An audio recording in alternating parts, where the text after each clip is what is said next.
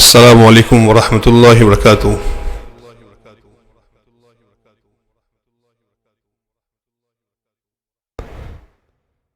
نکاح کے متعلق مسائل کا بیان چل رہا ہے۔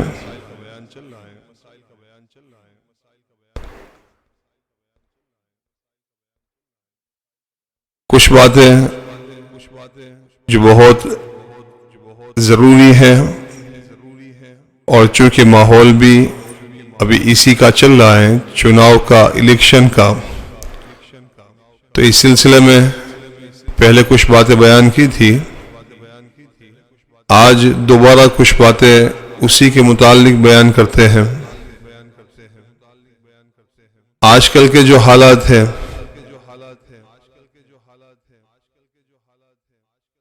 چٹنی کے، چناؤ کے، پرچار کے، الیکشن کے،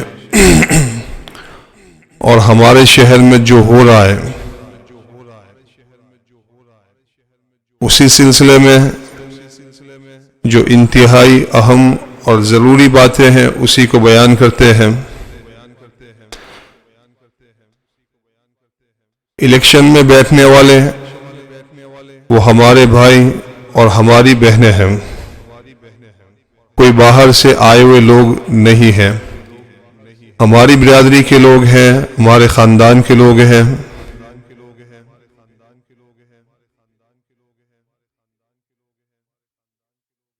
ہر آدمی اپنے خاندان کے لیے، اور خاندان میں جو لوگ چناؤ میں بیٹھے ہیں انہی کی تعریف کرتے ہیں، تعریفوں کے پل باندھتے ہیں، اور اس کے خلاف جتنے لوگ ہیں اس کی برائی بیان کرتے ہیں۔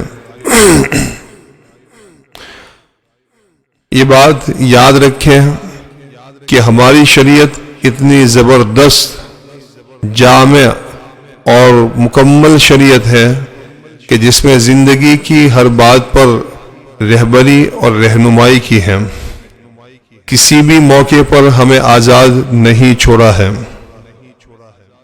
چاہے وہ گھریلو حالات ہو، عبادات ہو، حقوق اللہ ہو، یا بندوں کے حقوق العباد کے متعلق ہو، معاملات میں، بازاروں میں ہو، یا معاشرے میں گلی کوچوں میں پھرتے ہوں، یا سیاست، راجکارن ہو، ہر چیز میں شریعت نے ہماری رہبری فرمائی، اور یہاں تک فرمایا کہ جس مذہب میں سیاست کی تعلیم نہ دی گئی ہو وہ مذہب ادھورا ہے، اور ہم سب کا دعویٰ ہے کہ اسلام مکمل مذہب ہے، ادھورا نہیں ہے۔ اس لیے ہماری شریعت نے ہمیں سیاست بھی سکھائی ہے۔ راجکارن جس کو بولتے ہیں، آج کل کا راجکارن نہیں، اسلامی راجکارن، اسلامی سیاست، وہ بھی ہمیں شریعت نے سکھائی ہے کہ شریعت میں سیاست کیسے چلائی جائے گی، حکومت کیسے کی جائے گی۔ حکومت کے متعلق آداب اور بڑی بڑی شاندار کتابیں لکھی گئی، اور ہندوستان کا 1000 سالہ اتہاس، تاریخ ہماری لکھی ہوئی ہے کہ ہندوستان میں مسلمانوں نے جو حکومت کی وہ کیسے حکومت کی ہے، حکومت کرنے والے لوگ کیسے لوگ تھے، حکومت چلانے والے، ان کے نیچے کام کرنے والے کارکن، سیوا انجام دینے والے، وہ کیسے لوگ ہوا کرتے تھے، ان کے کیا قوانین تھے۔ اس سلسلے میں ماشاءاللہ ہندوستان کے اندر ہزاروں کتابیں ہماری تاریخ کی بھری پڑی ہوئی ہیں، پڑھنے والے نہیں ہیں، لکھنے والوں نے بڑی محنتیں کر کے یہ کتابیں لکھ کر ہمیں دے کر گئے ہوئے ہیں۔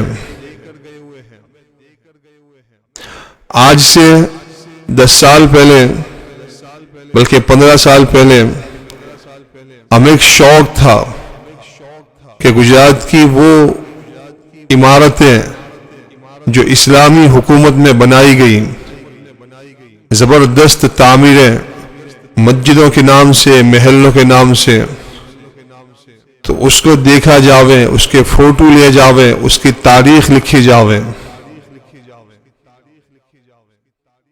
اس سلسلے میں ہم نے گجرات کے کئی علاقے بلکہ ہندوستان کے کئی علاقے چھان مارے، مسجدوں میں پہنچے، عالی شان محلات میں پہنچے، ان کی تاریخ لکھی، لیکن وہ ہم کام مکمل نہیں کر سکے، اس لیے وہ کتاب نہیں چھپ سکی۔ اس زمانے میں تاریخ کی کتابیں ہم تلاش کرتے تھے کہ کون سی کتابیں کہاں ملتی ہیں، کیا کیا کتابیں لکھی گئی ہیں، کون سے کتب خانے میں کون سی کتابیں موجود ہیں۔ تلاش کرتے کرتے ایک کتب خانہ ہمارے شہر میں ایسا ملا کہ پتہ چلا کہ یہ 400 سال پرانی کتابیں یہاں موجود ہیں۔ چونکہ وہ ہمارے بھائی عقیدے کے اعتبار سے دیوبندی نہیں تھے، ان کے پاس جانا ہوا، ان سے وہ کتابیں میں نے مانگی کہ آپ کی الماری میں وہ مسلم حکومت کے زمانے کی کچھ کتابیں ہیں، ہمیں وہ پڑھنے کے لیے چاہیے۔ لیکن آج کل کے جو جھگڑے ہیں، عقیدوں کے جھگڑے، مسلک کے جھگڑے، یہ فلاں مسلک کا، یہ فلاں مسلک کا، ان جھگڑوں نے اس امت کو تباہ و برباد کر دیا۔ بڑی بڑی حکومتیں مسلمانوں کے ہاتھ سے اس لیے چھینی گئی کہ یہ آپس میں ٹکڑے ہو گئے، ان کے بٹوارے ہو گئے مسلک کے نام سے۔ ان لوگوں سے وہ کتابیں مانگی تو ہمارا مسلک کچھ اور، ان کا کچھ اور، تو کتابیں انہوں نے بہانے کر دیے، فلاں کے پاس چابی، فلاں کے پاس چابی، یہاں سے وہاں، یہاں سے وہاں گھومتے رہے، وہ کتابیں نہیں ملی۔ ایک ہفتہ ہونے کے بعد قبرستان میرا جانا ہوا۔ قبرستان میں عام طور پر جہاں قرآن شریف کتابیں رکھی جاتی ہیں پرانی، تو میں جب بھی قبرستان جاتا ہوں تو وہاں ایک چکر لگاتا ہوں کہ شاید کوئی پرانی کتاب مل جاوے۔ علماء کے لیے تو سب سے بڑا ذخیرہ وہ کتابیں ہیں۔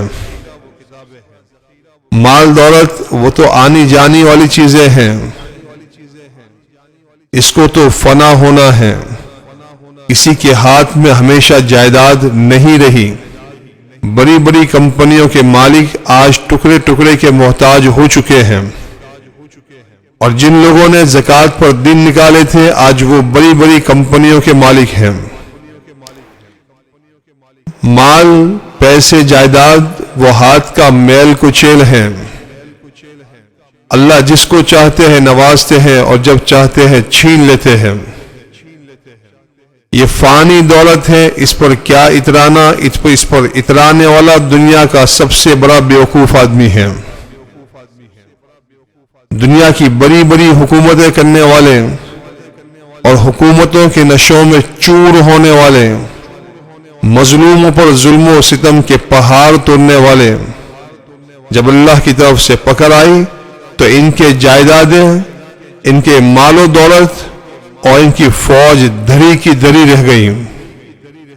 30 سال، 40 سال، 42 سال ایک ایک دیش پر، ایک ایک ملک پر حکومت کرنے والے، جن کے اشاروں پر لاکھوں کی فوجیں حرکت میں آ جایا کرتی تھی، جب اللہ کی طرف سے پکڑ کا دن آیا تو ان 40، 42 سال، 30 سال حکومت کرنے والوں کو اللہ نے پھانسی کے پھندے پر لٹکایا۔ تو ان چیزوں پر کیا اترانا جس کو فنا ہونا ہے؟ مسلمانوں کے لیے سب سے قیمتی چیز اس کا دین ہے، دین کا علم ہے اور اس کی کتابیں ہیں۔ قبرستان کے اندر میرا کنویں پر پہنچنا ہوا ایک جگہ، تو وہاں 2 تھیلے بھرے ہوئے اندر نیچے رکھے ہوئے ہیں، ڈالے ہوئے ہیں۔ میں کسی طریقے سے نیچے آہستہ آہستہ اتر کے وہ کتابیں میں نے نکالی، وہ دونوں ٹھیلے باہر نکالے، اور چونکہ پرانے ٹھیلے لگ رہے تھے تو میں نے نکال کر جب اس میں تلاش کیا تو ماشاءاللہ 400 سال کی ایسی عظیم الشان تاریخ کی ہندوستان کی وہ کتابیں ملی جو ابھی ہندوستان میں نہیں ملتی۔ بہادر شاہ ظفر کا جب انگریزوں کی عدالت میں مقدمہ ہوا، اس مقدمے کی ایک ایک لکیر ایک کتاب کے اندر لکھی ہوئی تھی کہ بہادر شاہ ظفر کی جانب سے وکیل نے کیا بات کہی، جج نے کیا سوال کیا، کتنی ان کی تاریخیں پیش ہوئی، کون سی تاریخ میں ان کو عدالت میں لایا گیا۔ پورا مقدمہ جو ان کا ہوا ہے 1857 کی جنگ کے بعد، اور پھر ان کو کالا پانی بھیج دیا گیا، جلا وطن کیا گیا، ہندوستان سے باہر نکالا گیا، وہ پورا مقدمہ ایک کتاب کے اندر، کتاب کی شکل میں پورے ان کے حالات، پورا کیس ان کا لکھا ہوا تھا۔ یہ ساری کتابیں جب میں نے دیکھی میں حیران ہو گیا کہ اتنی عظیم الشان کتابیں یہ کون سے نااہل لوگ ہوں گے کہ جو علماء کو دے دیتے، کوئی عالم کے کام آ جاتے، انہوں نے یہاں پھینک دی۔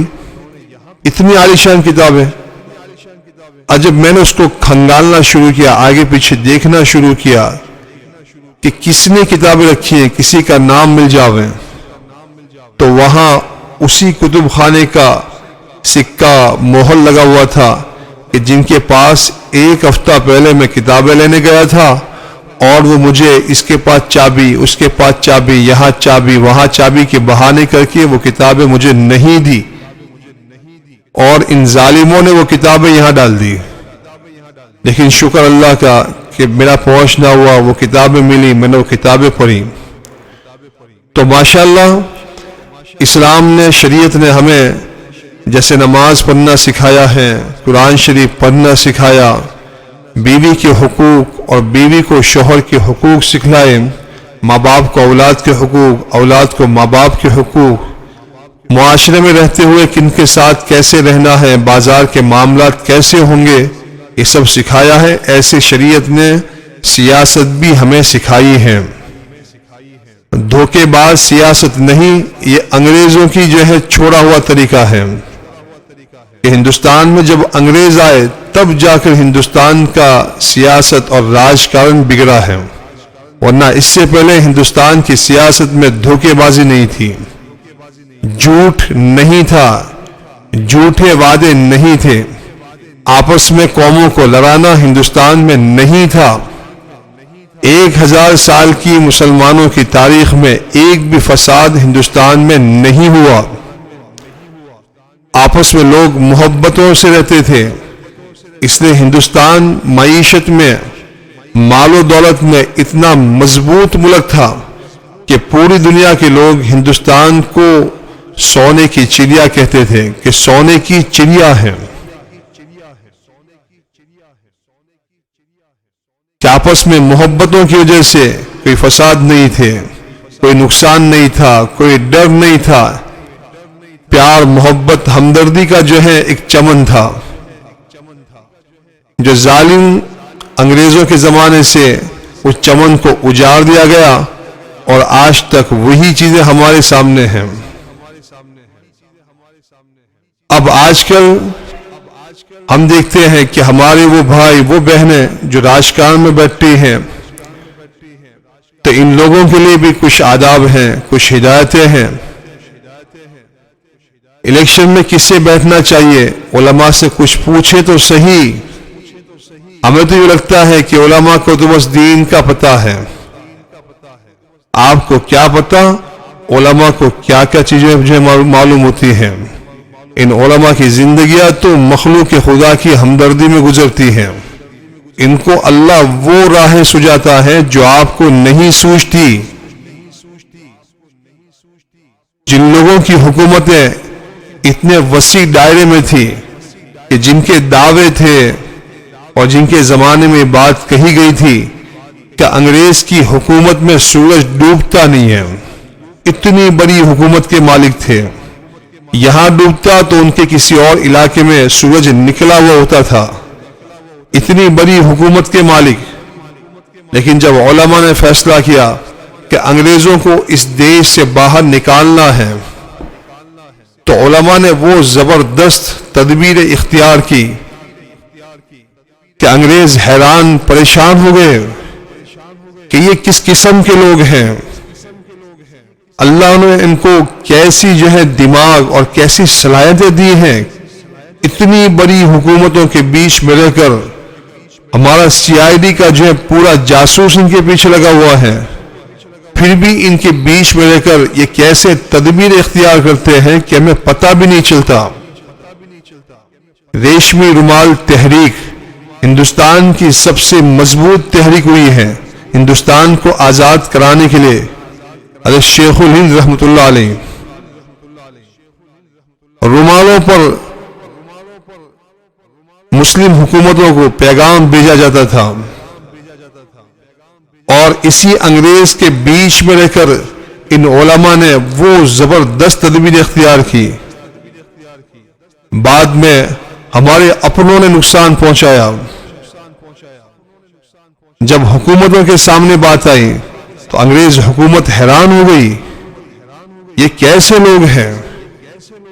ان کے اندر یہ صلاحیتیں کہاں سے آئی کہ یہ حکومت میں بھی نہیں ہے؟ اور اتنی بڑی حکومت کو گرانے کی جو پلاننگ، سازش، منصوبے انہوں نے رچے ہیں، ہم سوچ نہیں سکتے. ایسی تدبیریں ان لوگوں نے اختیار کی.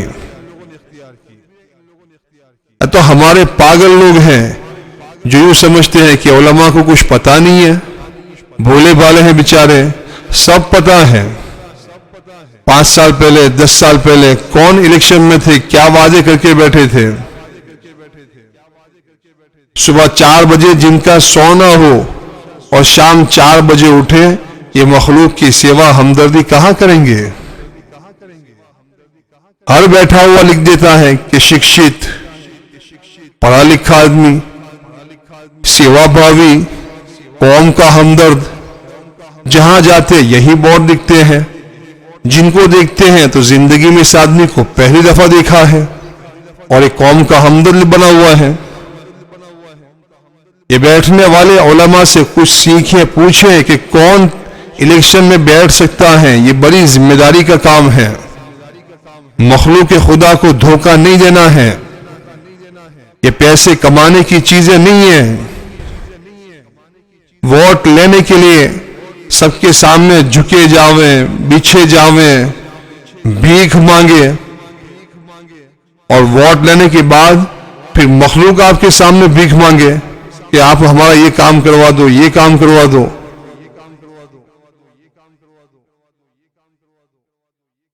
خدا کی مخلوق کو دھوکہ نہ دیں. الیکشن میں وہ لوگ بیٹھیں کہ جن کے اندر قوم کی ہمدردی ہے، فکر مندی ہے، اور جنہیں کچھ آتا ہے، جنہیں بولنا نہیں آتا. ہماری بعض بہنیں، مجھے بہت تعجب ہوتا ہے کہ یہ جوان بہنیں، ان کا کیا کام ہے؟ ان کو تو اپنی زبان سے ڈھنگ سے بولنا نہیں آتا. یہ وہاں جا کر کیا رجوعات کرے گی؟ یہ کیا کام کرائے گی؟ پہلے دن سے جن کی نیتوں میں خطرے ہو، جن کو صرف پیسے کمانا مقصود ہو، وہ کیا قوم کی خدمت اور سیوا کریں گے؟ ان کو تو بک ہی جانا ہے. جہاں پیسے ملیں گے وہاں ناچیں گے. بیٹھنے والوں کو بھی چاہیے کہ وہ علماء سے پوچھیں کہ ہم بیٹھ سکتے ہیں، ہمارے اندر یہ صلاحیت ہے کہ نہیں. دھوکہ نہ دے. شریعت دھوکے کو پسند نہیں کرتی. آپ علیہ السلام نے فرمایا، من غشنا فلیس منا. جو امت مسلمہ کو دھوکہ دے وہ ہم میں سے نہیں ہے. وہ امت مسلمہ کی صف سے نکل جاوے کہ جو مسلمانوں کو دھوکہ دیتا ہے. سیاست میں جا کر کوئی بنگلے بنانا مقصود نہیں ہے. پیسے کمائی کے لیے ہزاروں طریقے ہیں. راجکارن میں، سیاست میں جا کر اپنی زندگی بھر کے قرضے اتارنے کے لیے بیٹھنا گھر نہیں ہے گھر بن جائے گا، نیتوں میں یہ خطرے ہوں تو یہ کیا کام کریں گے؟ یہ تو خود بھی برباد ہوں گے، قوم کو بھی بدنام کریں گے۔ بیٹھنے والوں کو چاہیے کہ پہلے پوچھیں علماء سے، جو کام کروا سکتے ہیں وہ جاویں، اور دوسرے لوگ کہ جن کو ووٹ دینا ہے تو ووٹ دینا قانونی شرعی اعتبار سے واجب اور ضروری ہے کہ ہم ووٹ دیویں۔ ہمارا 100% ووٹ ہونا چاہیے، پوری قوم ووٹ دے۔ جو بالغ ہو چکے ہیں جن کا نام ہے وہ لوگ ضرور ووٹ دیں، اور ایک ہی ووٹ دیں۔ دھوکے بازی سے ہم بھی کام نہ لیں۔ ہم یہ سوچیں کہ ہمارا لیڈر، وزیر اعظم، پی ایم وہ سدھر جاوے، تو اس کے سدھرنے سے پہلے ہمیں سدھرنا ہوگا۔ ہم نیچے سے سدھریں گے تو اوپر جا کر جو چیزیں سنبھلے گی۔ ہم یہاں نیچے خود بگڑے ہوئے ہوں، ہر آدمی دوسرے کے مال ہڑپ کرنے کے چکر میں ہو، ہر آدمی اپنی ناجائز خواہشات پوری کرنے کے چکر میں ہو، جس کے ہاتھ میں جہاں جو لگتا ہو لوگوں کا لے کر کھا کر ہضم کر جاتے ہو، نہ حلال دیکھیں نہ حرام دیکھیں، اور پھر یہ لوگ مصلی پر بیٹھ کر دعا مانگے کہ ہمارا وزیر اعظم وہ اچھا بن جاوے۔ تو وہ کیسے بن سکتا ہے جب آپ نیچے تو بگڑے ہوئے ہیں؟ مصلی پر بیٹھنے والا حرام لقمے کھا کر بیٹھا ہے، اس کی دعا کا کیا اثر ہوگا؟ ایک گلی کوچے کے کاؤنسلر اگر بگڑے ہوئے ہیں اور یہ بگڑے ہوئے کاؤنسلر سب مل کر دعا مانگے کہ ہمارا وزیر اعظم سدھر جاوے، تو کہاں سدھرے گا؟ تم ایک گلی کے اندر رہ کر نہیں سدھر سکتے تو دیش چلانے والا وہ صحیح لائن پر کیسے آ سکتا ہے؟ پہلے ہمیں سدھرنا ہوگا، ہم تو سدھرے پہلے۔ حضرت عمر بن عبدالعزیز کے زمانے میں ایک آدمی صبح سے شام تک اپنا جیب پیسوں سے بھر کر، روپے پیسے سے اپنے جیب بھر کر نکلتا تھا، اور صبح سے شام تک اعلان کرتا تھا کہ ہے کوئی زکوٰۃ لینے والا؟ میرے پاس اتنا زکوٰۃ کا مال جمع ہو چکا ہے، مجھے نکالنا ہے کوئی زکوٰۃ کا مستحق؟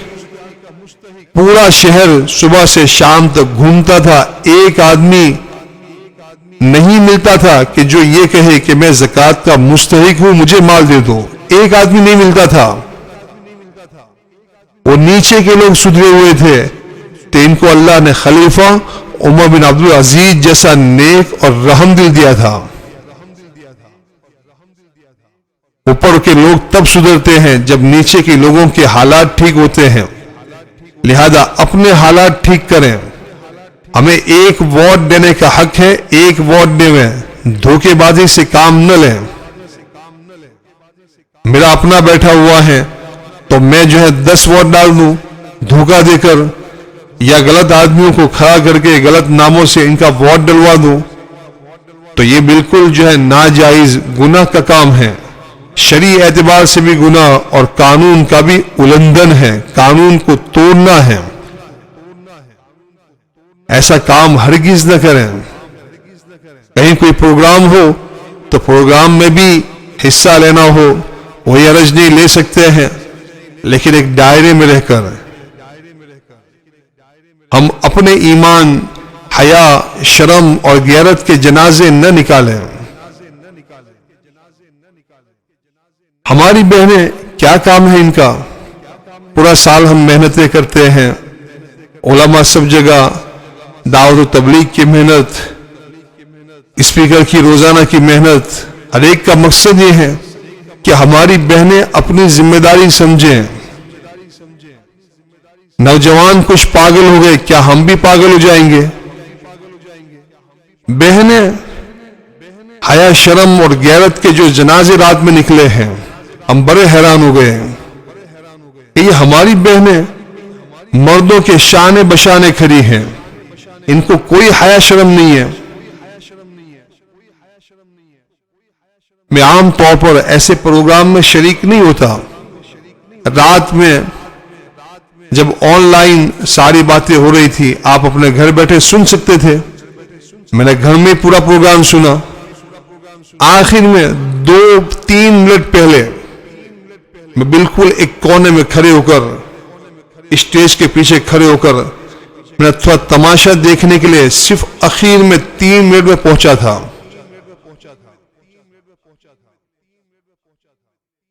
اس وقت دل خون کے آنسو رویا.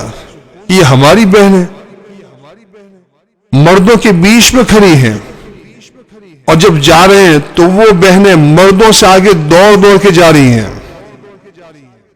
مردوں کو دیکھنے کے لیے. نوجوان بہنیں وہ سیلفی لے رہی تھی. مجھے بہت تعجب ہوا, بہت دکھ ہوا. یہ کیا کر رہی ہیں؟ یہ ان عورتوں کا کام ہے یہ سیلفی لینا, یہ فوٹو لینا, یہ ویڈیو بنانا. حیا شرم نکل گئی. جوان بہنیں وہ مردوں سے آگے دوڑ رہی تھی. مجھے بہت تعجب ہوا. اور کچھ بہنیں تو وہ کہ جو بڑی مشکل سے چل رہی تھی, بڑی عمر کی, وہ بہنیں بھی پاگل بنی جا رہی ہیں. یہ بہنوں کا کام ہے. ہم پورے سال عبادتیں کریں اور ایک پروگرام میں اس طرح شریک ہو کر اپنے سال بھر کی ساری نیکیوں کو برباد کر دیں. یہ کہاں کی سمجھداری ہے؟ اتنی بڑی بیوقوفی ہے. تھوڑا تو غور کرنا چاہیے, تھوڑا تو سمجھنا چاہیے کہ ہمیں کیا کرنا ہے, ہماری کیا ذمہ داری ہے. دنیا میں انقلاب آتا ہے بہنوں سے آتا ہے. دنیا میں جب بھی بدلاؤ آیا ہے بہنوں کی قربانیوں سے آیا ہے. بہنیں نیک بنتی ہیں تو ان کی وجہ سے ان کا پورا خاندان نیک بنتا ہے. انہی نوجوان بہنوں سے جب حیا, شرم اور غیرت کے جنازے نکلتے ہیں تو خاندان سے چیزیں نکل جاتی ہیں. بہت رونا آیا کہ کیا کر رہی ہیں ہماری بہنیں. میرے پاس 2 نوجوان بہنیں, ایک کے ہاتھ میں بچہ ہے, برقع نہیں ہے, بند سنور کر میرے پاس آ کر کھڑی ہوئی. آخر میں اب انہیں پتہ نہیں ہے, میں پورا منہ بند کر کے کھڑا تھا کہ مجھے کوئی پہچانے نہیں. وہ میرے پاس میرے پیٹھ پیچھے باتیں کر رہی ہیں. 20 سال کی عمر ہوگی. ایک بہن کہہ رہی ہے کہ مسلمان لڑکے کتنے خراب ہیں. یہ ہماری برادری کی بہن دوسری بہن سے کہہ رہی ہیں مسلمان لڑکے کتنے خراب ہیں. بہن تو اپنے گریبان میں تو جھانک کہ تو کتنی خراب ہے. کیا یہ تیرا کام ہے کہ مردوں کے بیچ میں آ کر کھڑا ہونا؟ کوئی تجھے گھور رہا ہے, کوئی تیرے بدن پر ہاتھ لگا رہا ہے, تو ان کی شرارتیں تو دیکھ رہی ہے, لیکن تو یہ نہیں دیکھ رہی کہ تو خدا کے کتنے بڑے حکم کو توڑ کر یہاں نکلی ہے. یہ تیرا کام تھا کہ بنا پردوں کے مردوں کے بیچ میں آنا. تو کہاں مردوں کی شکایت کر رہی ہے؟ تو اپنی شکایت کر کہ میں کتنی خراب ہوں, کہ میں اللہ کی پابند نہیں, میں اللہ کی باغی بن کر, نافرمان بن کر اللہ کے اتنے بڑے حکم پردے کو توڑ کر میں نکلی ہوں. میں اپنے پیدا کرنے والے خالق اور مالک کا حکم توڑ کر آئی ہوں, تو میں کسی اور کی خرابی کیا بیان کروں؟ میں تو پہلے اپنی خرابی بیان کروں کہ میں کتنی خراب ہوں. اتنے خطرناک حالات دیکھے, مجھے بہت تعجب ہوا. کہاں سے وہ بہنیں پیدل جا رہی ہیں, رکشوں میں جا رہی ہیں. ٹھیک ہے پروگرام میں جہاں اگر انتظام ہو پردے کا اور وہاں شریک ہو تو سمجھ میں آتا ہے, لیکن جیسے کسی اللہ والے کو, اللہ کے نیک بندوں کو جتنی عظمت سے دیکھا جاتا ہے, ایسے کسی نیتا کو عورتیں جو ہیں دوڑ کر دیکھنے کے لیے جاویں, سیلفیاں لیں, فوٹو لیں. انتہائی درجے کی بیوقوفی ہے. اللہ حفاظت کریں, اللہ حفاظت کریں. جن سے بھولے ہوئے ہیں اللہ سے توبہ کریں, استغفار کریں, معافی مانگیں. اپنے بچوں کو پھر سمجھاویں. ان لوگوں کے چکروں میں آ کر رات میں جو بچے نکل جاتے ہیں، آدھی روٹی کھائیں گے، فلاں کو جتائیں گے. 10 روٹی پیٹ کھا کے تو پیٹ بھرتا نہیں ہے.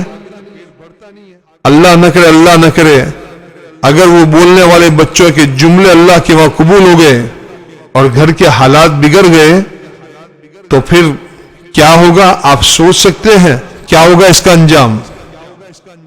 آدھی روٹی کھائیں گے کس کے لیے؟ کون جیت رہا ہے؟ آپ کے بچے کیسے پاگل ہو رہے ہیں؟ اپنے بچوں کو ہم تعلیم نہیں دے سکتے. کتنی بیوقوفی کی باتیں ہیں. 5 10 روٹی کھا کے تو پیٹ نہیں بھر رہا آپ کا، اور آپ یہ جملے بول رہے ہیں. حضرت عمر بن خطاب رضی اللہ عنہ نے ایک دفعہ سوال کیا کہ دنیا کا سب سے بڑا بیوقوف آدمی کون ہے؟ سامنے بیٹھے ہوئے آدمی نے جواب دیا کہ جو اپنی دنیا کے لیے اپنی آخرت خراب کر دیں. دنیا بنانے کے لیے جو اپنی آخرت خراب کر دے یہ سب سے بڑا بیوقوف ہے. حضرت عمر بن خطاب نے فرمایا کہ یہ تو چھوٹے درجے کا بیوقوف ہے، میں اس سے بڑا بیوقوف، مہا بیوقوف جس کو بولتے ہیں، میں اس کے بارے میں پوچھتا ہوں کہ دنیا کا مہا بیوقوف آدمی کون ہے؟ بیٹھے ہوئے لوگوں نے کہا کہ حضرت آپ ہی بتا دیجئے کہ دنیا کا سب سے بڑا بیوقوف آدمی کون ہے؟ حضرت عمر بن خطاب نے فرمایا کہ جو آدمی کسی اور کی دنیا بنانے کے لیے اپنی آخرت برباد کر دے، اس سے بڑا بیوقوف دنیا میں کوئی نہیں ہے. دنیا کسی اور کی بنی اور آخرت اس کی بگڑ گئی. پہلا آدمی تو وہ تھا جو اپنی دنیا بنانے کے لیے آخرت خراب کرے. تو یہ تو تھوڑا پھر بھی سمجھ میں آتا ہے کہ اس کی تو خود کی تو دنیا بن گئی اگرچہ آخرت خراب ہو گئی، لیکن اس سے بڑا بیوقوف تو وہ ہے کہ دوسرے کی دنیا بنانے کے لیے اپنی آخرت خراب کر دیں کہ اپنا تو کچھ بھی نہیں ہوا، دنیا کسی اور کی بنی ہے اور آخرت اس کی خراب ہو گئی. دوسروں کے لیے جھوٹ بولا، دوسروں کے پرچار میں نکلے. اب وہ آدمی اچھا تھا برا تھا وہ تو اللہ کو پتا تھا، اور خود پرچار کرنے والوں کو بھی پتا ہے کہ یہ بیٹھا ہی پیسے کھانے کے لیے بیٹھا ہے اور اس کا پرچار کر رہا ہے. کیا یہ پرچار کرنے والا گنہگار نہیں ہوگا؟ اگر بچے کر رہے ہیں، بچے رات میں ہاتھ میں جھنڈے لے کے گھوم رہے ہیں تو بچے تو نابالغ ہیں، ان کے گناہوں کا وبال ان کے ماں باپ پر آئے گا. لہذا بچوں کو روکیں، اپنے نوجوانوں کو روکیں. 2 ہزار 5 ہزار میں بکنے والے لوگ ہم نہیں ہیں. آج کل کتوں کے، گدھوں کے اور بلیوں کے بھاؤ ہزاروں میں ہیں. آپ کو پتا ہے کہ نہیں؟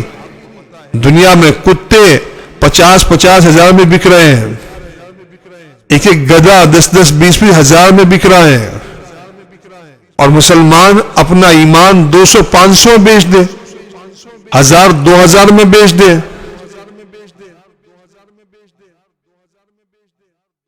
کوئی آ کے ہمیں 5000 میں خرید لے. ہم کہیں تو صحیح کہ ہماری قیمت کیا لگاتے ہو؟ آج کل دنیا میں کتوں کی قیمت 50,000 ہے، بلیوں کی قیمت. ہمارا ایک دوست ابھی بلیوں کا ایک جوڑا لایا، پوچھا کتنے میں؟ کہ 27,000 میں جوڑا لایا ہوں، بلیوں کا جوڑا. 2 بلی 27,000 میں. ہم صرف مسلمان ایسے رہ گئے کہ جن کا ایمان چلتا پھرتا آدمی 200 500 میں خرید لیتا ہے، جس کا ووٹ لوگ 100 میں خرید رہے ہیں. آپ دیکھیں چناؤ کے دن رات میں گھروں میں 200 500 کی نوٹ پہنچ جاوے تو لوگ اپنا ایمان اپنا ووٹ تک بیچ دیتے ہیں. اس نے اپنی قیمت نہیں سمجھی. اس سے زیادہ قیمتی تو دنیا کا کتا ہو گیا کہ جس کی قیمت 50,000 ہے. اللہ حفاظت کریں. ہم بکنے والی قوم نہیں ہیں، غریب ہیں، اللہ کھلائے گا. 200 500 میں دیش کے ساتھ بے وفائی نہ کریں.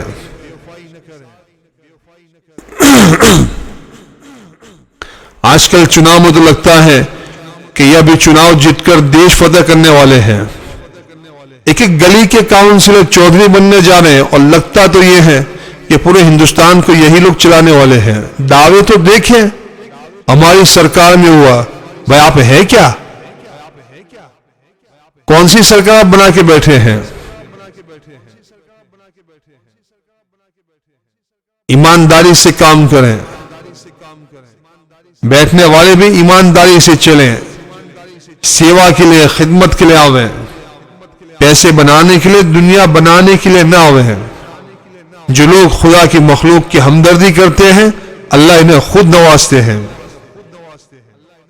جن کی نیتوں میں جو ہے خطرے ہوتے ہیں وہ کبھی زندگی میں ترقی نہیں کر سکتے، وہ ہمیشہ پیچھے ہی رہتے ہیں، ان کی زندگیوں میں چین سکون نہیں آ سکتا، ہمیشہ خطرے کی گھنٹی بجتی رہتی ہے، انہیں ہمیشہ خطرہ رہتا ہے یہ نہ ہو جاوے وہ نہ ہو جاوے، ہمیشہ بے چینی بے سکونی کی زندگی بسر کرتے ہیں۔ اللہ حفاظت کریں۔ تو بہرحال الیکشن میں بیٹھنے والوں کے لیے بھی آداب ہیں، اور ہمیں جن کو ووٹ دینا ہے ان کے لیے بھی شریعت نے تعلیم دی ہے کہ وہ خاندان نہ دیکھیں، دوست نہ دیکھیں، سہیلی نہ دیکھیں، بلکہ یہ دیکھیں کہ کون کام کرے گا، جو کام کر سکتا ہے اور جو ایمانداری کے ساتھ بیٹھا ہے ایسے لوگوں کو ووٹ دیں۔ ابھی منہ دکھاوے اور پھر 5 سال تک منہ نہ دکھاوے، ایسے لوگوں کو جا کر دے، ان کو آرام دے، ان کو ووٹ دے کر خود بھی گنہگار نہ بنے، ان کو بھی گنہگار نہ بننے دیں۔ جو کام کے لیے بیٹھے ہیں کام کر رہے ہیں ان کو ووٹ دیں، کام کرنے والوں کو ووٹ دیں۔ کوئی نہ دیکھے کہ ہمارا بھائی ہے، ہمارا ماموں ہے، چچا ہے، پھوپھی ہے، خالہ ہے، نہیں، یہ سب چھوڑ دیں۔ ہمیں دیکھنا ہے کون کام کر سکتا ہے، جو کام کر سکتے ہیں انہی کو ووٹ دیں، تاکہ 5 سال کچھ کام کریں، ورنہ جیسے ہم انہی کھڈوں میں رہ رہے ہیں، ہمارے مین روڈ تک مہینوں سے جو کھدے ہوئے کہ مین روڈ ہماری نہیں ہے، شہر کے اندر ایک طرف کا حصہ دیکھیں دوسری طرف کا حصہ دیکھیں، زمین آسمان کا فرق۔ ہمارے ہندو بھائیوں کے محلوں میں، غیر مسلموں کے بھائیوں کے محلوں میں 5 دن روڈ بند نہیں کر سکتے، اور یہاں مہینوں سے روڈ بند ہے اور مین روڈ بند ہے، کوئی سننے والا نہیں، سنانے والا نہیں، سب ظلم برداشت کرنے کے عادی ہو گئے ہیں۔ ہم نے چنے ہی ایسے لوگوں کے ہیں۔ اللہ میں اچھے قائد، اچھے لیڈر اور اچھے رہبر نصیب فرماوے کہ جو کام کرنے والے ہو، ہمدرد ہو، کام کے لیے بیٹھے ہو، پیسے بنانے کے لیے نہیں، شہرت کے لیے نہیں، کام کرنے کے لیے بیٹھے ہو، ایسے رہبر اللہ میں نصیب فرما دیں۔ تو بہرحال یہ سیاست بھی دین کا ایک بہت بڑا حصہ ہے، اسے بھی سیکھنا چاہیے، سیکھ کر عمل کرنا چاہیے، بیٹھنے والوں کو بھی آداب سیکھنے چاہیے، اور جن لوگوں کو ووٹ دینا ہے کیسے ووٹ دینا ہے، کسی کے اگر 2 وارڈ میں نام آئے ہیں تو جہاں رہتے ہیں اسی وارڈ میں جو ہے ووٹ ڈالیں، دوسرے وارڈ میں جا کر وہاں ووٹ نہ دیں، یہ بھی جو ہے دھوکے بازی ہے۔ ایک آدمی ایک وقت میں ایک ہی ووٹ دے سکتا ہے، ووٹ کیسے دینا ہے اس کی پوری ترتیب ہے کہ جہاں مشینیں ہوگی، جہاں پہنچنا ہو تو وہاں جانے کے بعد ہم 3 آدمیوں کو، 4 آدمیوں کو، 2 کو، 1 کو، جتنا چاہے ہم ووٹ دے سکتے ہیں، 1 سے لے کر 4 آدمیوں تک ووٹ دے سکتے ہیں۔ ووٹ دینے کے بعد جن کو ووٹ دینا ہے سامنے نشانی ہوتی ہے، نشانی پر ووٹ دینے کے بعد اخیر میں بالکل نیچے ایک پیلے رنگ کا جو ہے بٹن ہوگا جس پہ رجسٹر لکھا ہے، تو وہاں ضرور دبانا ہے، تب جا کر آپ کے وہ ووٹ کام کے بنیں گے۔ تو اگر 4 آدمیوں کو ووٹ دینا ہے تو 4 آدمیوں کے سامنے 4 بٹن دبائیں گے، اور 5واں بٹن بالکل آخر میں نیچے ہے اس کو بھی دبانا ہے۔ 3 کو ووٹ دینا ہے 3 کو بھی دے سکتے ہیں، 2 کو دینا ہے 2 کو بھی دے سکتے ہیں۔ ہمارے جو بیٹھے ہوئے لوگ ہیں جن میں ہم سمجھتے ہیں کہ کچھ کام کریں گے تو ان کو ہی ہم ایمانداری سے ووٹ دیں۔ اللہ میں صحیح سمجھ نصیب فرما دے، اور ہماری قوم کو اللہ اچھے لیڈر عطا فرما دے، اچھے رہبر عطا فرما دے۔